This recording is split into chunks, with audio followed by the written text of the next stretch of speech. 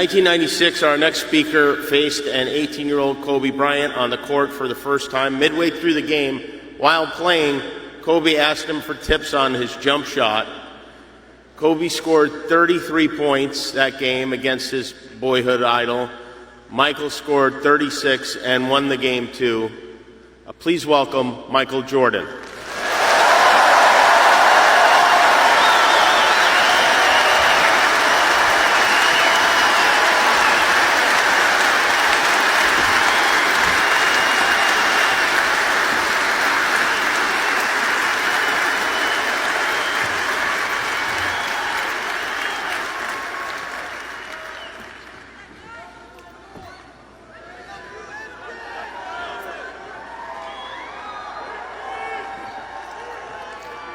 I would say good morning, but it's afternoon. I'm grateful to Vanessa and the Bryant family for the opportunity to speak today. I'm grateful to be here to honor Gigi and celebrate the gift that Kobe gave us all. What he accomplished as a basketball player, as a businessman, and a storyteller, and as a father. In the game of basketball, in life, as a parent, Kobe left nothing in the tank. He left it all on the floor.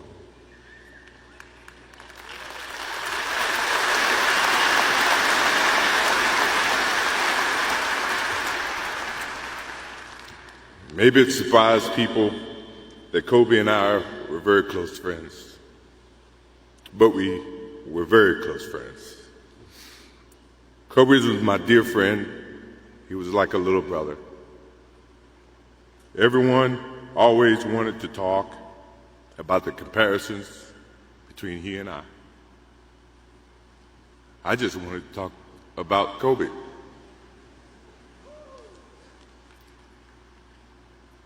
You know, all of us have brothers and sisters, little sisters who, for whatever reason, always tend to get in your stuff,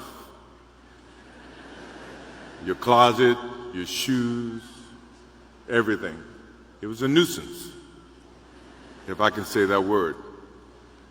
But that nuisance turned into love over a period of time, just because the admiration that they had for you as big brothers or big sisters.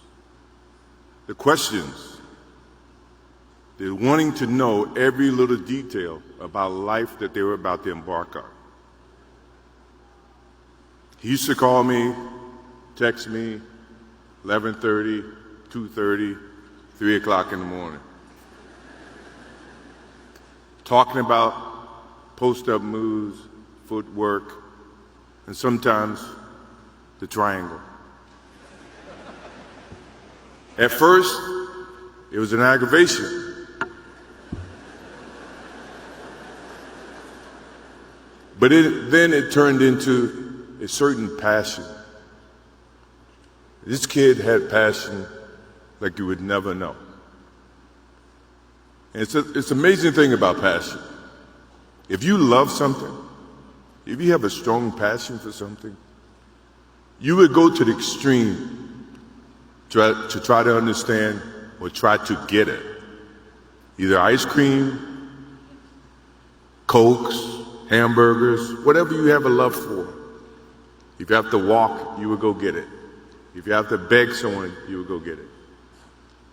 What Kobe Bryant was to me was the inspiration that someone truly cared about the way I played the game or the way that he wanted to play the game. He wanted to be the best basketball player that he could be. And as I got to know him, I wanted to be the best big brother that I could be.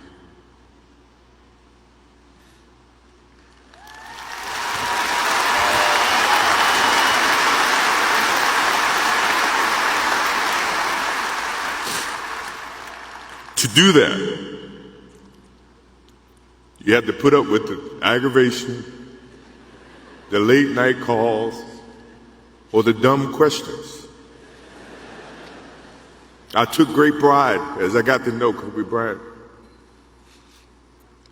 that he was just trying to be a better person, a better basketball player. We talked about business. We talked about family. We talked about everything. And he was just trying to be a better person.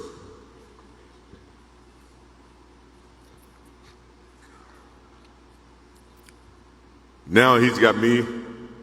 I'll have to look at another crime meme for the next.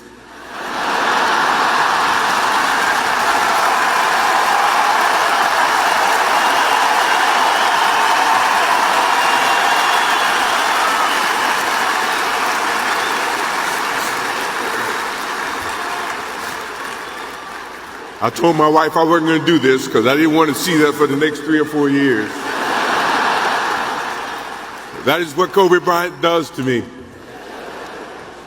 I'm pretty sure Vanessa and his friends all can say the same thing. He knows how to get to you in a way that affects you personally, even though if he's being a pain in the ass. But you ever have a sense of love for him in the way that he can bring out the best in you. And he did that for me.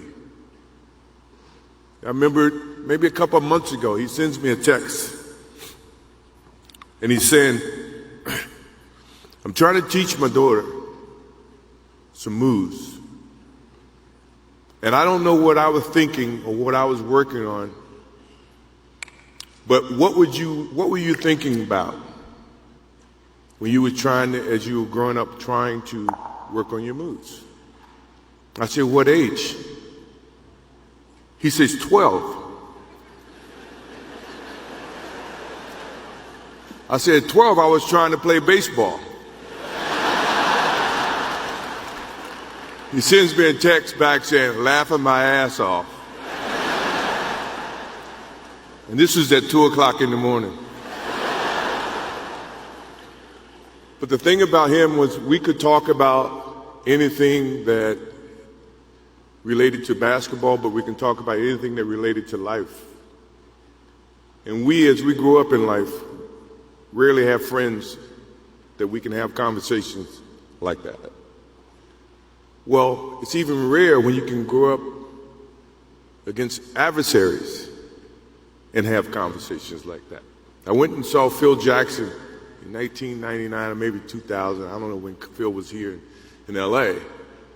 And I walk in and Kobe's sitting there. And the first thing, I'm in a suit. First thing Kobe said, did you bring your shoes? No, I wasn't thinking about playing.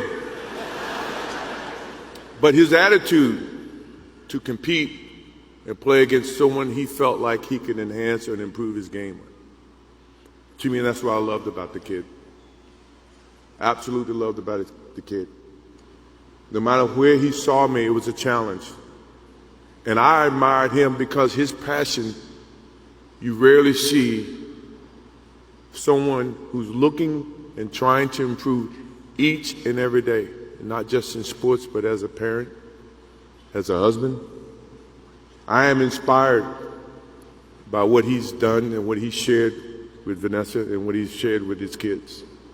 I have a daughter who's 30 I became a grandparent.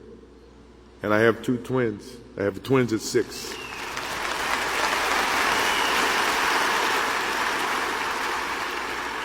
I can't wait to get home to become a girl dad and to hug them and to see the love and the smiles that they bring to us as parents. He taught me that just by looking at this tonight, looking at how he responded and reacted with the people that he actually loved. These are the things that we will continue to learn from Kobe Bryant. To Vanessa, Natalia, Bianca, Capri, my wife and I will keep you close in our hearts and our prayers. We will always be here for you, always. I also want to offer our condolences and support to all the families affected by this enormous tragedy. Kobe gave every last ounce of himself to whatever he was doing. After basketball, he showed a creative side to himself that I didn't think any of us knew he had. In retirement, he seemed so happy. He found new passions, and he continued to give back as a coach in his community. More importantly, he was an amazing dad, amazing husband, who dedicated himself to his family and who loved his daughters with all his heart. Kobe never left anything on the court. And I think that's what he would want for us to do. No one knows how much time we have. That's why we must live in the moment. We must enjoy the moment. We must reach and see and spend as much time as we can with our families and friends and the people that we absolutely love. To live in the moment means to enjoy each and every one that we come in contact with. When Kobe Bryant died, a piece of me died.